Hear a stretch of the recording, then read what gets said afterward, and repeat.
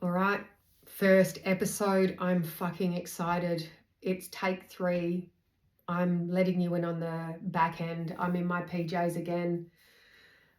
Deep resistance for this podcast. Today is a bit of a challenging day for me. There's a lot of shifts and changes, and I am very fucking uncomfortable, to say the least. But I want you guys to witness and share a part of my unraveling, and I think it's really nice to be able to be vulnerable and transparent in this humanness, our experience of living life imperfectly, but really giving it a good shot and leaning into what it is that we believe in. And embodiment has become a very significant part of my journey and the way in which I show up for my community, and the way I teach spirituality, the way I teach people in life, the way I teach and help people through their traumas, and the way I coach people in various ways, shapes and forms. And I'm going to share today, it's going to be very raw and real, no fluffy stuff. And the beginning is setting the scene. We're going to set the scene today around my earlier life and what it looked like for me as a messy child. And I love mess. So it's not messy in the sense of really bad. It's just that I realize now that the very nature of my lived experience and all the shit that came with it really did solidify my passion in helping others. And not to change, or I don't have any regrets, but I feel that through my own transformation and my ability to live an embodied life, in part because we're still human, it's made me really focus or want to get better, want to excel, want to strive for excellence in this field of human development. So buckle up, get ready, and I'm going to hit record. Welcome to the very first episode of Embodied Spirit Uncensored. I'm Nicole D'Alessandro, your guide on this journey of discovery and transformation. Before we dive deeper, let's set the stage for what this podcast aims to achieve. Embodied Spirit Uncensored is not about diagnosing or replacing the sciences and the medicinal world, nor does it adhere to any specific religion, race, or gender. Instead, this podcast is here to broaden your mindset, challenge your beliefs, and inspire you to become curious around you and your unbound, limitless potential. We're here to integrate body, mind, and spirit through a colourful process of embodiment. Today, I want to set the scene. We're going to explore what it means to live life as a disembodied person, and it's through my very real experience. And why I'm here sharing this journey with you is because of my own transformative experience. It was probably as early as 3 that I remember feeling deeply connected to a knowing that transcended beyond the human experience, and yet I was so afraid and confused. You could say this was my first memory of living in the world of duality. That moment when a child realizes they are separate from their mother, separate from God, the universe, divine. And I'll be relating to a various way or phrases that will relate to God or the universe or the divine order. But for you, you might like to refer to your spirit, your higher being, your connection to consciousness or the universe in a different way. My background was in Catholicism. I was raised a Catholic. I went to a Catholic primary school. I have taught in Catholic schools. So for me, it feels very natural to refer to that unbound infinite intelligence as God. So coming back to, and I tend to go off and roundabout, and I'm going to keep this real. I don't want this to be a scripted experience. I want this to come from the heart. And I think that it's something that rather than you just hear what I'm saying, I want you to see if you can feel into what it is that I'm talking about and relate it back to your own very personal experience of your life.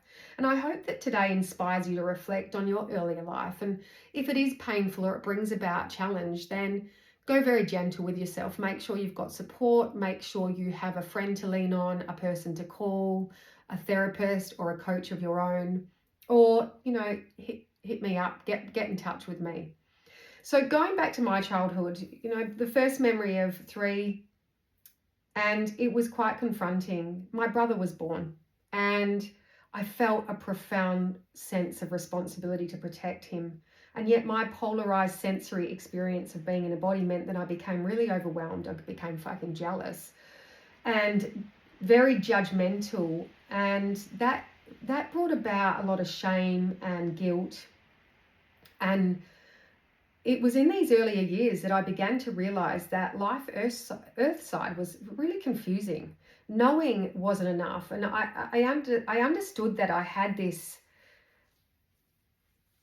knowing. I could see adults, and I'd look around as early as 3 and be really fucking confused around the way in which adults were messing up and showing up in their experience. And it left me really perplexed, and I couldn't quite understand why.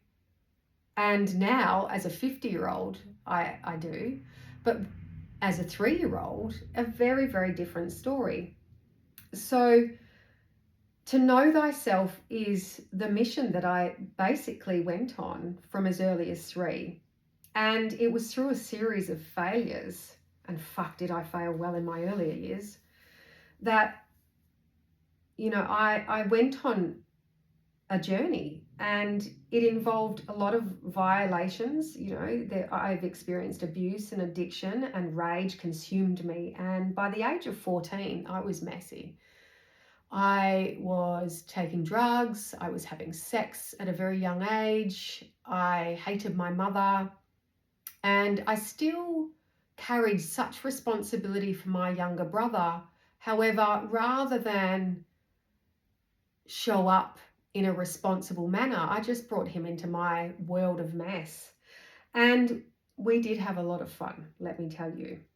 So at the age of 14, really disconnected, pissed off with the world, desperate for attention and affection, and totally confused around this duality, this polarized sensory experience of knowing that I was always protected, but also not really understanding what that looked like, because life seemed so messy. My parents seemed so messy. My family seemed so messy.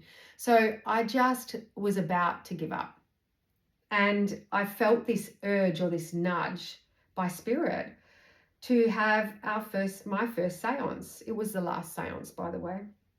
And it was then that I started to really relate to this other world beyond the physical. And so I invited a group of friends over. My parents used to hang out with my besties, or another family of friends 3 houses up the street. So they were always there. And so I had the house to myself. My brother at the time was, 10 going on 11. So we included him, and he was exposed to this experience.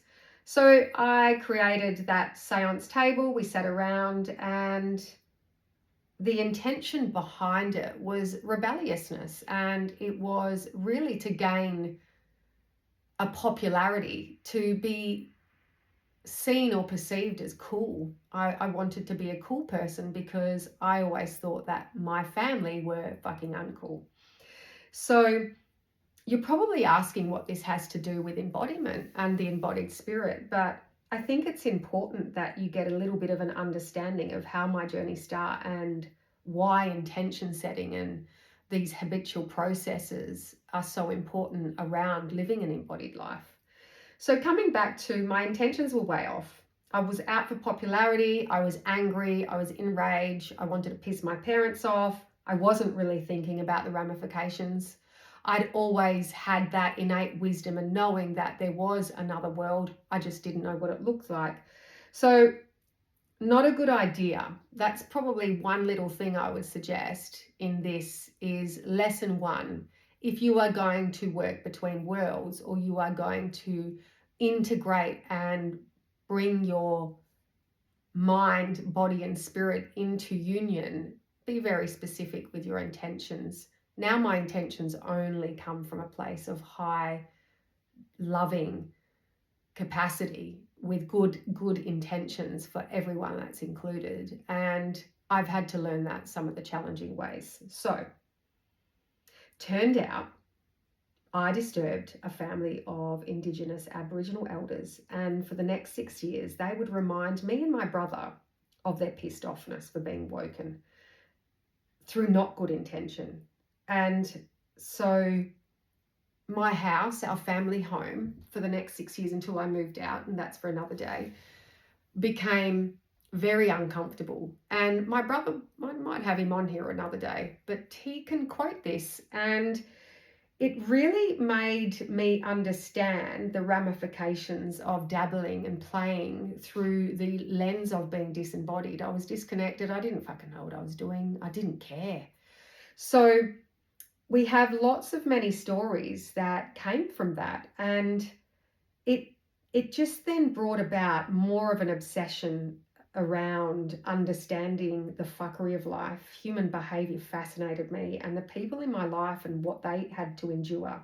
For me to embark on this journey, including my brother, gave me the reason and my why. And embodiment is a transformational process rooted in love and in community. And by bridging the gap between science and spirit, I could make peace with my earlier life. I could sever contracts. I learned to heal intergenerational trauma. And in fact, now the more I learn about science, the neuroscience, and the spirit and the sense of this union or unified wholeness as a conscious living entity in relation to the universe, I hope I'm making sense, is that now I don't see what I do in the world as a spiritual teacher or as a transformational coach or as a therapist in my earlier life or teacher. I don't see it necessarily as healing myself or anybody else. I see it more as looking for the joys, looking for the diamonds in the messiness of our experience. That's where the gold is. And through my experience and my ability to reflect and my obsession with human behavior, from an earlier life, 14, 15, 16, I was able to go back and start to piece together some of those really important parts of my life that were so messy at the time and really, I'm going to say ugly. Now I see them as beautiful. So through this, through my journey, through this earlier life from as early as 3, realizing this duality, being completely confused, I now know that everything that happened from then on was part of my destiny, part of my divinity in teaching embodiment. So bridging the gap between science and spirit meant that I could make peace. And the clues were there all along. And through this, I just wanted to share with others. And that's what this podcast is about. This podcast is a heartfelt, heart-centered, real, no bullshit expression of love, community, the turbulent times and expressions of living in duality, and sharing that with my people. And that is why I wanted to just set the scene from the start. And what it led me to do was become obsessed about the nature of energy, energetics, brain science, the spiritual side of things, and the ancient practices that are so old and have been around before the sciences. And what it involved was loads of drugs, lots of sex, and loads of meditation. I became obsessed with meditating, astral traveling, all for the wrong reasons at the start. No intentions other than to party and leave the body and disembody and disconnect, because I thought at that time my reality was so shit, I didn't want to be in the experience of it. And being a rebel, now with a cause, the cause at that time was to get the fuck out of there, to get the fuck out of my body. And that led me astray a lot. It led me on a windy path. However, it also led me to teach embodiment and live an embodied life. So what does it all have to do with these experiences in embodiment? the mysteries coupled with my own tumultuous journey, it gave me the why. It gave me why I'm here. And I really want to be specific around how important integration and transformation and embodiment is deeply rooted in love and community and the bridging of these two gaps between science and spirit. And I think we're on our way in society, right? But we're not quite there yet. So stay with me as we unravel these threads together, because each episode will dive into different aspects of living an embodied life. And I will go a little bit deeper into my own experience with a bit more detail.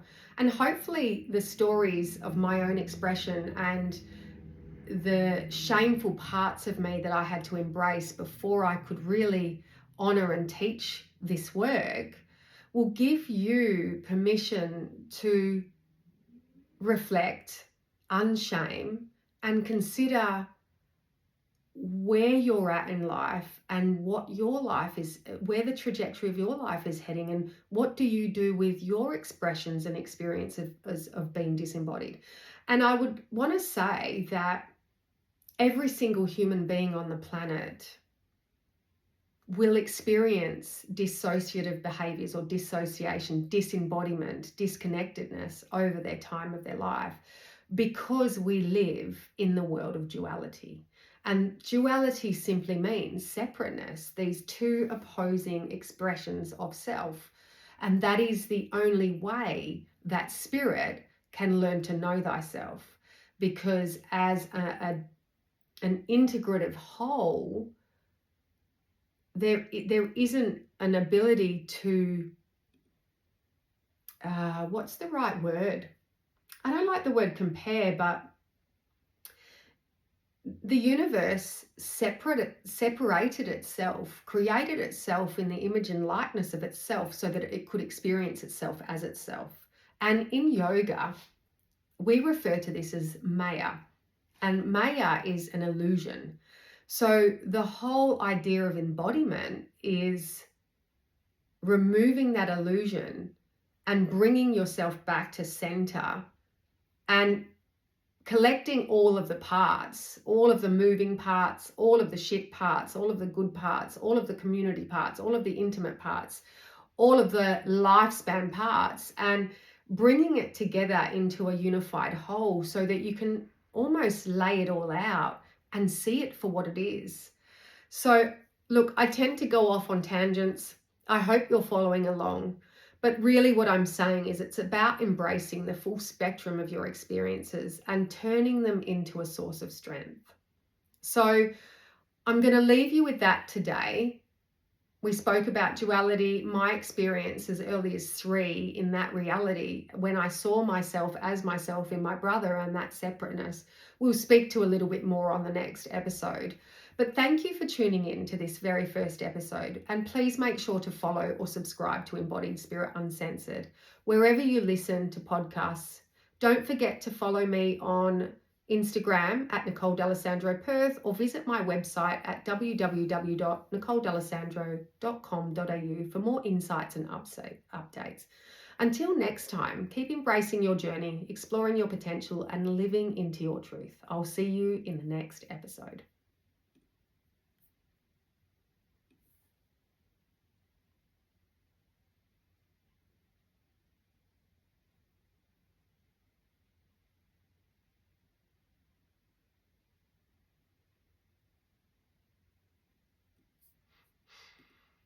Welcome to the very first episode of Embodied Spirit. Looks like I'm swallowing a penis.